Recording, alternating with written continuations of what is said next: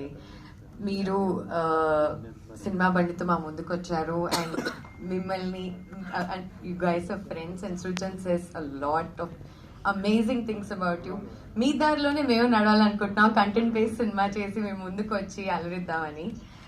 So Kanyakumari గురించి చెప్పాలి అంటే when I was shooting last year అండి, I saw గీత్ ది టీజర్ చూశాను. నాకు ఎంత నచ్చిందంటే ఇమ్మీడియట్లీ నేను నా సోషల్లో పోస్ట్ చేసి ఐ విష్ దెమ్, బికాజ్ ఎన్నో రోజుల తర్వాత చాలా అందంగా ఒక అమ్మాయి చాలా ముద్దుగా ఉండి చాలా అమేజింగ్ పర్ఫార్మెన్స్ చేసింది అని అనిపించింది. And then I was travelling with the film. ఆయన అన్నారు కదా 8 months పట్టింది. నేను అనుకున్నాను 8 months ఎందుకు పట్టిందండి ఈ ఫిల్మ్ కంప్లీట్ అవ్వడానికి అంటే, ఆయన చెప్పారు ఒక రైతు మీద స్టోరీ అండి. మేము ప్రతి సీజన్ ఆ పంటలు గ్రీన్గా ఉన్నప్పుడు వెళ్ళి ఆ టైంలో కవర్ చేయాల్సి వచ్చింది. మాకు వెదర్ సపోర్ట్ చేయలేదు, వేరేవేవో ఇబ్బందులు వచ్చాయి.